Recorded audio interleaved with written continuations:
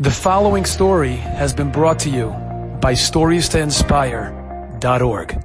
My father, Olav Shalom, was in a coma for 2 weeks. And I was the one in the morning that was with him every morning. I put tefillin on him. The morning that he died, I was there. Put tefillin on him, and I just taken off his tefillin and wrapped up his tefillin. I was very, very close to him. I just wrapped up his tefillin, I remember, and his talus, and he was in a coma. He didn't know that I was there. Or he did, I'm not sure, but whatever. And I rolled it up, and I put it on the table, and the nurse started saying to me, "Your father's leaving us." What do I know? I'm a kohen, so I don't go to anything that has to do anything with death. With my father, it doesn't matter if you're a kohen, it's your father. So I ran over to his bed, and when I ran over to his bed, I watched my father take his last breath, which should be extremely traumatic. Should be extremely traumatic. He took his last breath, and I was like, "Come on, Dad, breathe again. Take another breath." Nothing. Like he went to sleep. He took a little breath out, and that was it. I was standing there, and I thought that I would be totally traumatized.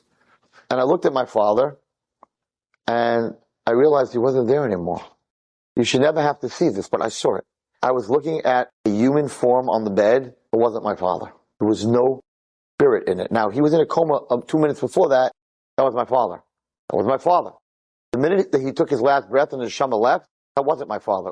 Manishtana, the same guy laying in the bed, I saw his neshama leave. I saw that man in the bed was just a car. My father left. I saw it with my own eyes. Now, did I see angels flying? No. Did I see fire flying? No. He just wasn't the same person. Because his ruach, his neshama, his emotion is who you really are, not your body. Your body you can change, you can have a nose lift, you can change your whole body. You cannot change who you are. You cannot change your emotions. You cannot change. This is Zecharia Wallerstein. I am not this body. That's not Zecharia Wallerstein because this is the body. Because I could change my whole appearance that you would never recognize me.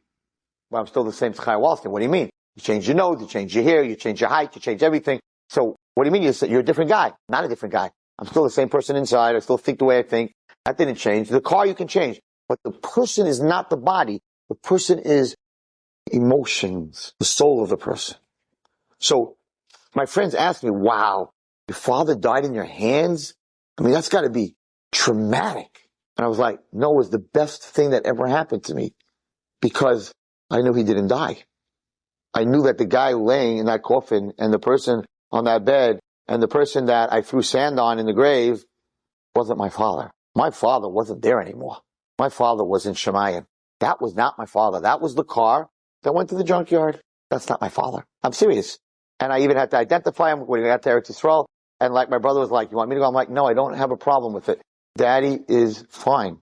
That is not him." And I wasn't crazy, and I wasn't emotional, and I have been very much in a much better place than my siblings because my father didn't die.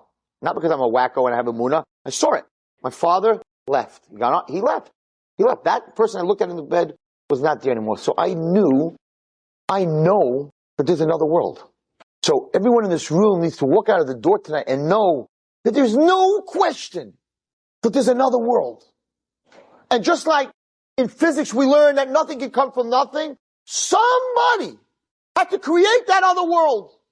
And somebody had to figure out how to take that other world and create a car for it in order to make the emotional, the neshama, grow. So he created everything in the world. We're connected emotionally to the physical world. You wear clothing, no shotness. You get up in the morning, which shoe you put on first. You walk out of the bathroom, ashiyatza. You eat an apple, wait for 8. You drink water. Everything that we do, Hashem took this neshama and he gave it a car and the ability to take that passenger, which is you, to the highest of the highest heights. But at the same time, a driver can get into a car and get drunk, or not get drunk, and drive it into people and hurt people, and drive off a cliff. You have the power. You're the driver. The neshama has the power, but it's not always used. It doesn't always use the car for the right things. That's your choice. Once you're in the car, Hashem gave you a body. What you do with it, whether you make a bracha on the apple or you don't, that's up to you. Whether you use your hands to help people or to destroy, that's up to you. So everyone has a soul because we have it. The next world is a world of souls, is a world of not physical world, because what happens to that emotion and all that person? Because really, who are you? You're not your body. You're emotional being. That's who you are. That's who we each are. Zecharia Wallerstein is not this body. Zecharia Wallerstein is in this body.